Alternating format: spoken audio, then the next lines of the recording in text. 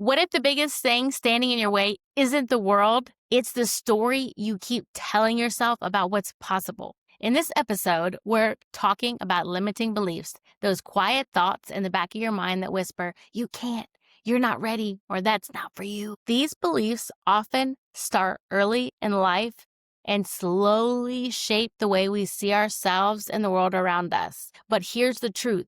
They're not facts. They're patterns you've just outgrown.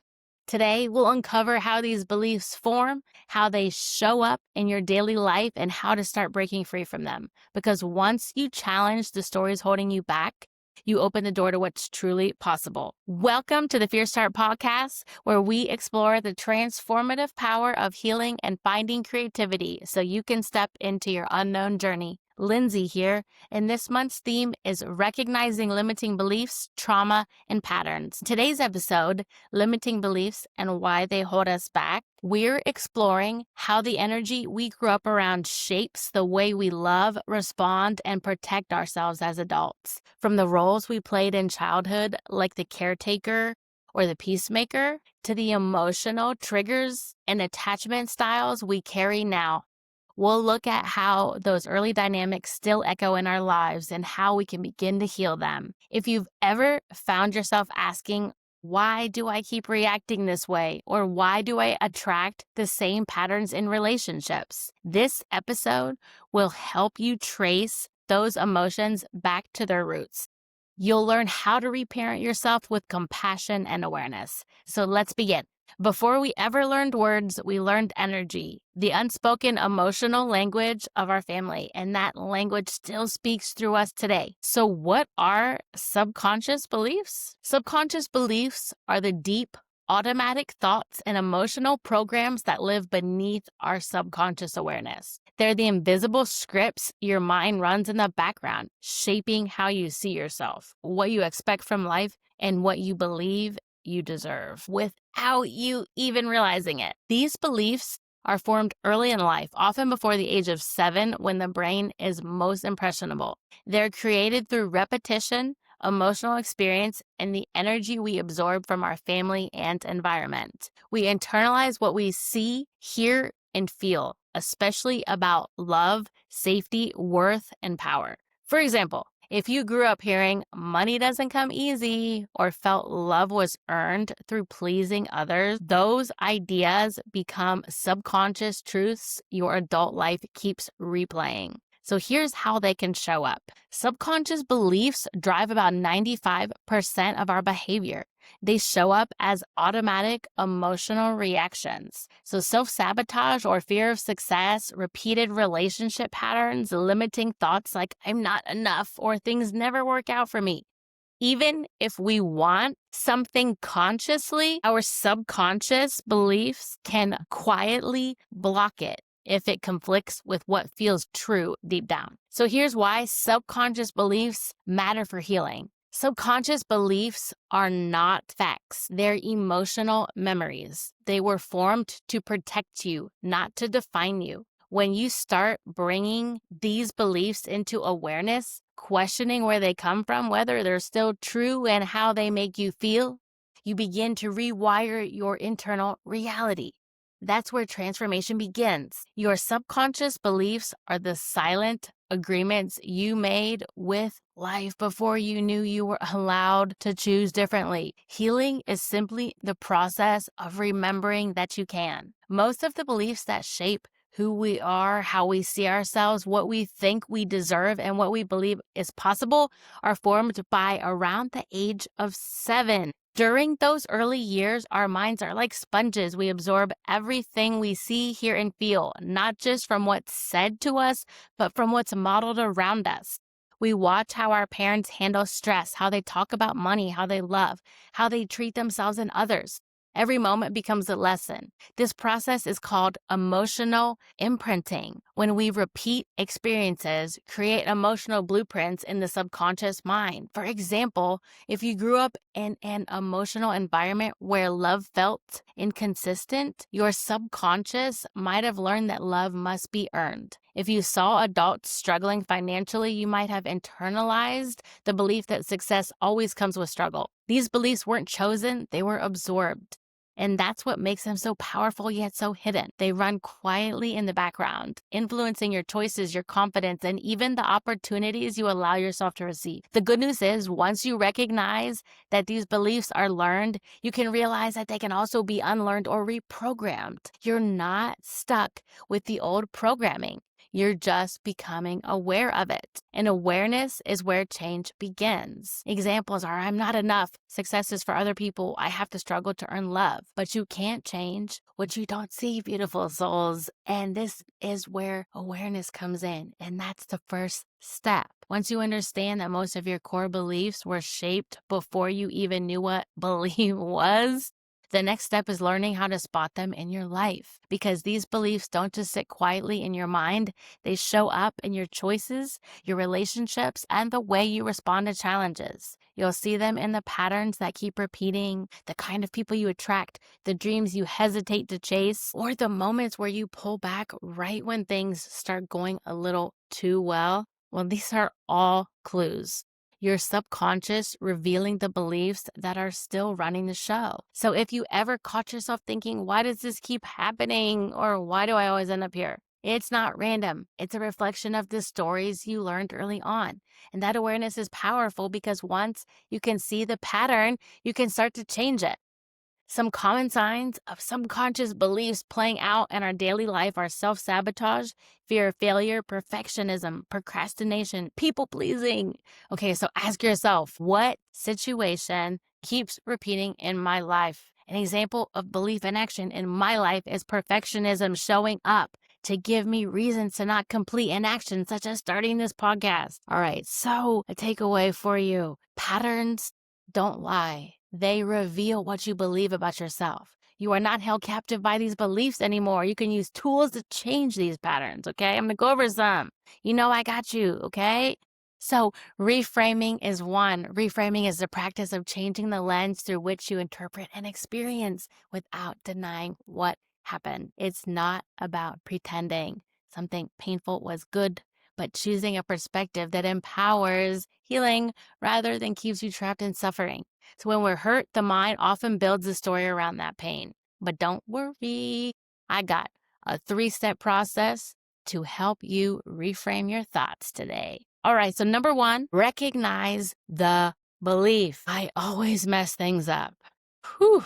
Okay, number 2, reveal the truth behind it. I learned that mistake equals rejection. Number 3, reframe it. Every mistake makes me stronger and more capable. So how do you actually find these subconscious beliefs that are holding you back? The truth is, they reveal themselves through your reactions, fears, and repeating experiences. Every time you feel resistance, self-doubt, or emotional charge around something, there's usually a belief sitting underneath it. Start by paying attention to these 3 key areas. Number 1, emotional triggers. It's the situations that stir strong emotions, frustration, insecurity, guilt, or fear. And ask yourself, what am I telling myself right now?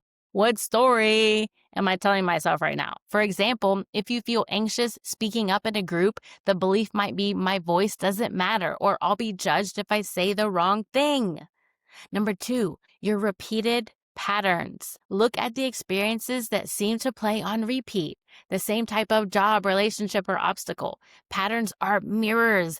They show us the belief we haven't yet healed. For example, constantly attracting unavailable partners might reflect a deeper belief like, I'm not worthy of consistent love. Number 3, your inner dialogue. Listen closely to your self-talk.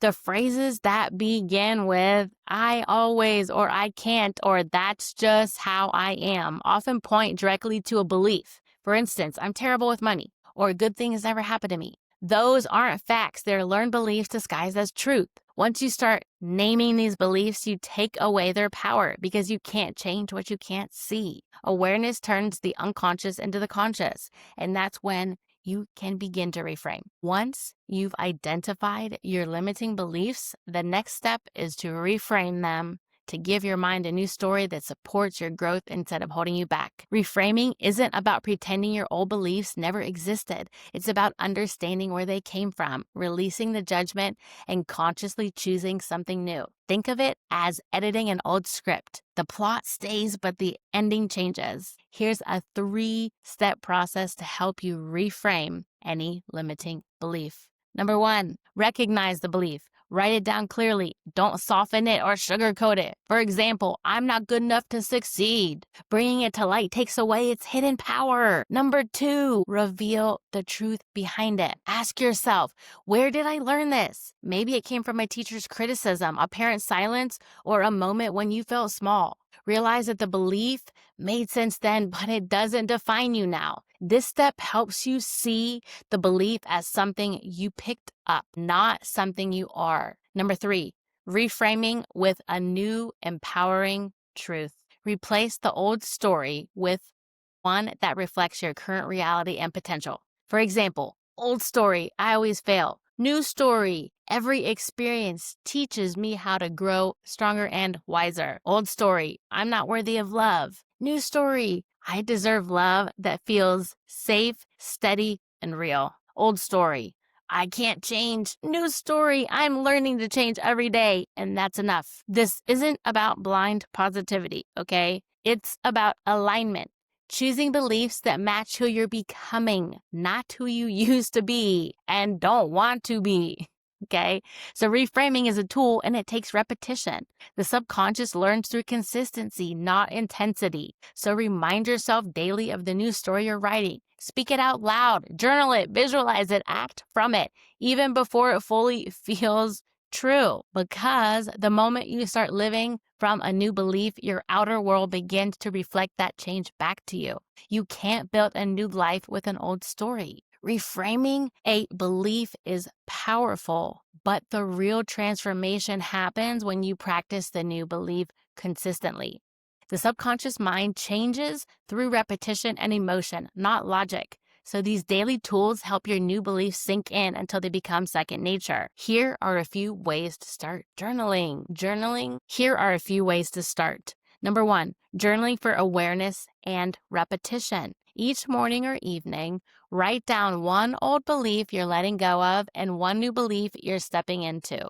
For example, releasing, I'm always behind. Reframing, I'm exactly where I need to be to grow. Over time, this rewires your focus and builds emotional proof that the new story is true. Number 2, affirmations that feel grounded. Create affirmations that sound believable to your mind. Instead of jumping to extremes like, I love every part of myself, try, I'm learning to appreciate who I am more each day. The goal is alignment, not perfection. Say them out loud in the mirror or record them in your own voice and listen to them daily. Hearing yourself speak a new truth is powerful. All right, number 3, visualization with emotion. So spend a few minutes each day seeing yourself living from your new belief. Feel the emotion that version of you would carry. Calm, confident, capable. The subconscious responds to emotion more than words, so don't just think it, feel it. Number 4, act as if.